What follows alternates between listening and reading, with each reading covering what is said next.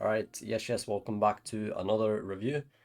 Here we have the first esports mousepad from MouseOne. They are a new company and I'm very excited to be covering this mousepad. The pad itself is called the Imperium and it's a squishy version.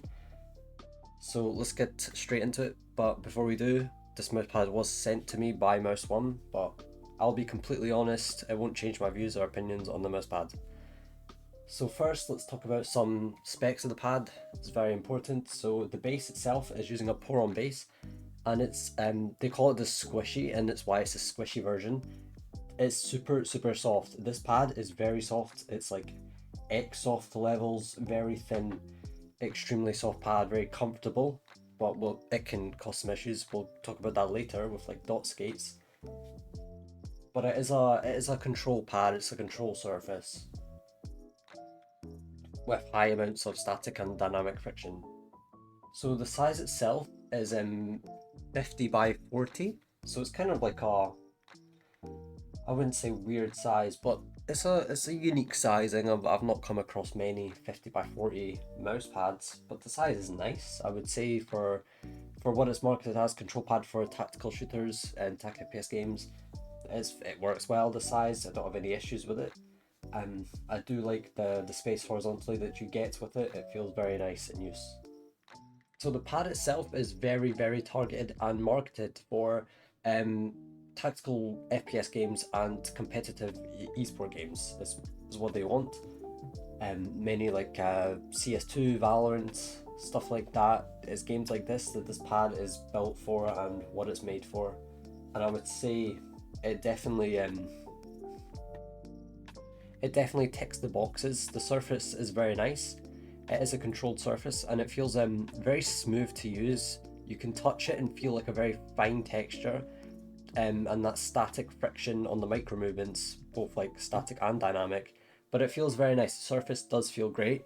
You can really easily press into the base, like I said, very squishy, very soft base, to gain that extra control for smaller micro movements. So if you flicked onto someone, you can very easily slow down, go into the base for smaller micro movements. The pad has very nice stopping power, and the dynamic friction gives like large mouse movements and flicks are very easy. So if you're doing some very large flicks, if you're doing like a wide wall scenario, for example, you need to flick very far, you can do that and stop precisely without having to like have much effort and like really emphasize your stop. You can just come to a nice stop with the pad itself and its friction. So the base, let's talk about the base. I think it's very unique, and it's a point of the pad in my opinion is the squishy base.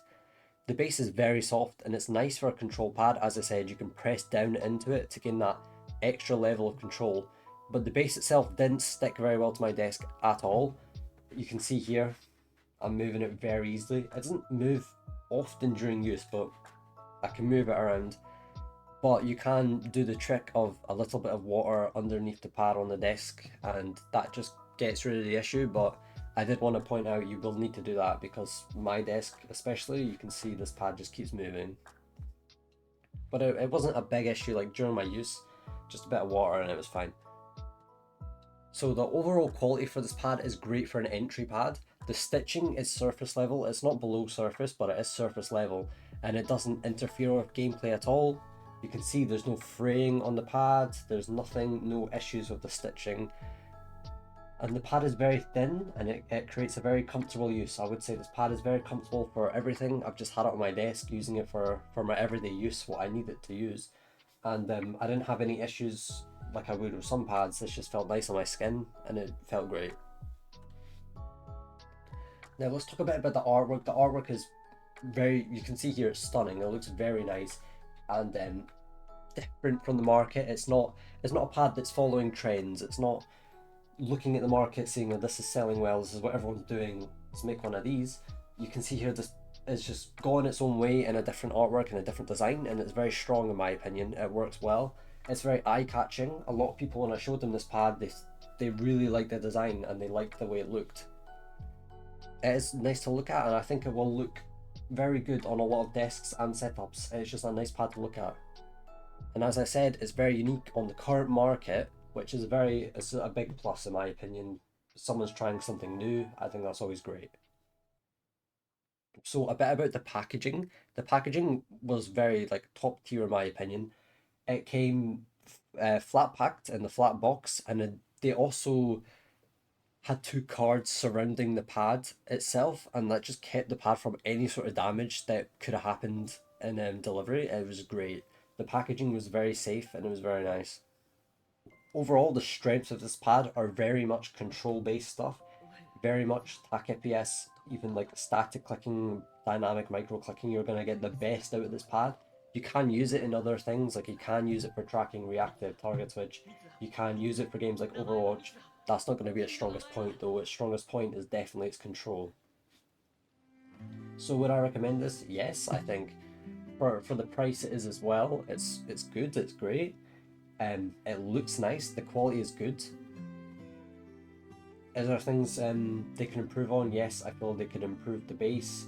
They could improve the way it sticks to the desk. I think the stitching could also get improved slightly. But other than that, I really like the surface. I think the surface feels great and the artwork is very nice too. So in my opinion, this is a great release from MouseOne. It's a very good first like esports based pad they released, and I'm excited to see what they make next. So thank you for watching the review. I'll see you in the next one.